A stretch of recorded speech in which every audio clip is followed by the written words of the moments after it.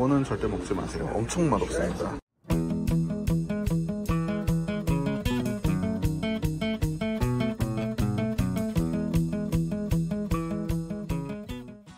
안녕하세요. 별보는 쉬운 아빠입니다. 벌써 미국 여행 마지막 날이 되었네요. 이날은 휴스턴을 출발해가지고 댈러스까지 가는 여정이었는데요. 가는 도중에 뭐 특별히 할 건 없었고 그냥 경치 구경하면서 지나가기로 했습니다. 원래는 댈러스에 있는 한인타운이라든지 한국인 음식점도 가보려고 했는데 시간 관계상 못 갔어요. 때마침 점심시간이 돼서 근처에서 뭘 먹을까 고민을 했는데 찾아보니까 근처에 뷔페집이 괜찮은 데가 있더라고요. 오늘 들린 집은 골든 코럴이라고 그러니까 황금산호라고 할 수 있겠죠. 뷔페집인데요. 가격이 정말 저렴합니다. 3시 왔는데 50불 정도니까요. 꽤나 먹을만한 가격이었고요.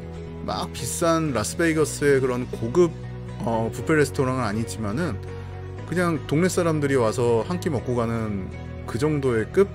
그렇지만은 채소도 잘 준비가 되어 있고 고기 요리도 많아서 굉장히 만족스러웠어요. 잠시 들른 휴게소에서 조금 신기하게 생긴 까치, 까마귀 같은 것도 봤고요. 넓은 들판을 계속 달려갑니다. 여기가 댈러스 시내의 모습입니다. 한국처럼 막 높은 건물이 있는 건 아니고요. 땅이 넓어서 그런지 그다지 높지 않은 그런 건물들이 넓게 퍼져 있는 그런 모습이에요. 물론 저기 왼쪽으로는 새로 지은 듯한 신도시적인 그런 건물들도 많이 보이네요. 시간 괜찮으면 시내 관광도 잠깐 해보고 싶었는데 이번엔 패스했습니다. 오늘 저녁 식사는 텍스맥스 요리를 먹기로 했어요. 텍스맥스는 텍사스풍의 요리와 멕시코풍의 요리가 합쳐진 그런 건데요. 칠리스라는 레스토랑이 대표적이라고 해서 한번 가봤어요. 사실 이런 체인점이 아닌 그냥 로컬 레스토랑을 찾고 싶었는데 뭐 찾기도 쉽지 않고 해서 칠리스로 왔습니다. 국내에서도 한동안 들어왔다가 지금 오산기지에만 있는 걸로 알고 있는데요. 저는 굉장히 맛있었어요. 제 입맛에 잘 맞았습니다. 나초도 굉장히 훌륭했고요. 보통 우리가 나초칩을 슈퍼에서 사 먹으면은 두껍고 좀 그렇잖아요. 근데 여기는 직접 튀겨서 내오는 거라서 굉장히 얇고 좀 더 바삭바삭하고 고소한 맛이 강합니다. 오늘은 등심 스테이크 하고요. 그리고 여러가지 재료가 같이 담겨져오는 무슨 플레이트라고 하는데 저거하고, 그리고 샐러드, 그리고 옥수수 이렇게 한번 주문을 해봤습니다. 음식이 다 만족스러웠어요. 이제 댈러스 포츠워스 공항에 도착을 했고요. 댈러스 포츠워스 공항에는 대한항공이 취항을 하고 있고요. 저희는 마일리지를 탁탁 털어가지고 비즈니스를 끊었습니다. 그래서 캐피털 원 라운지를 이용할 수가 있었는데요. 빵 종류도 많고요. 약간 달달한 그런 디저트 같은 것들도 있어서 뭐 시각적으로는 괜찮아 보였는데 사실 그렇게 맛있지는 않았어요. 저기 나오는 푸딩 뭐 그냥 그랬고요.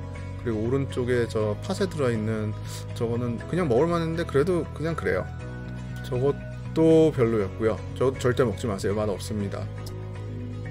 이것도 그냥 그렇습니다. 그냥 우리나라 라운지에서 나오는 게 제일 맛있어요. 이거는 여기는 좀 아니에요.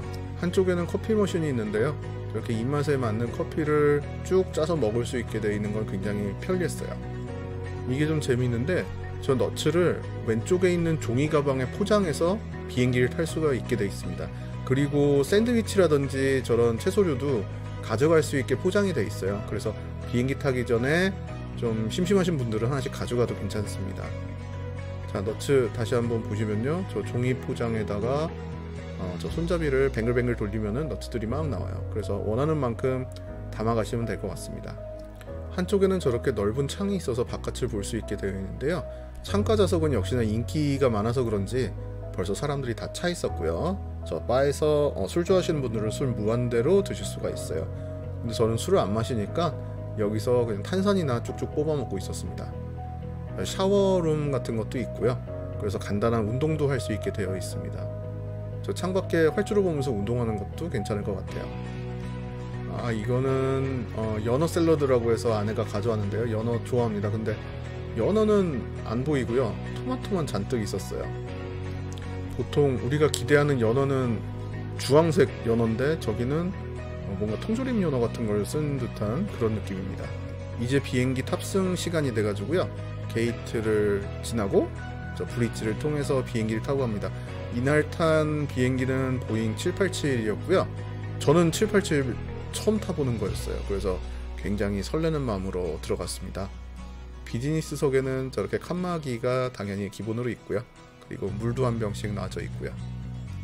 창문이 무려 2개가 아니라 좌석에 3개가 배정돼 있어가지고 답답하지 않게 갈 수 있다는 장점이 있었습니다. 이날 식사는 비빔밥이나 스테이크 혹은 생선구이, 대구구이를 선택할 수 있고요. 그 밖에 간식, 그리고 두 번째 식사로 소고기 갈비찜이나 닭가슴살 요리, 또 해산물 요리를 선택할 수 있게 되었어요. 이게 맨 처음에 나오는 프로슈토 햄이고요. 그 다음에 이게 전체 요리, 새우 요리고요. 이거 맛있었습니다. 시윤이는 새우를 너무 좋아해가지고 저 새우 샐러드가 나오니까 너무 행복해 하더라고요. 이날 제가 앉아있던 좌석을 담당했던 그 남자 승무원분이 계셨어요. 굉장히 잘생긴 분인데 굉장히 예의 바르고 정중하고 아이한테도 너무 잘해주시고 해가지고 굉장히 감사했어요. 지금이라도 땡큐 레터를 보내드리고 싶은데 이미 늦었겠죠. 막상 주문했던 비빔밥은 촬영을 못했고요. 그 대신 디저트를 이렇게 좀 자세하게 찍어봤습니다. 치즈 맛있고요. 과일도 상당히 괜찮았어요. 한참 자다가 깨어나와 보니까 두 번째 식사 먹으라고 하더라고요. 두 번째 식사 저렇게 샐러드하고 마늘빵 나왔고요.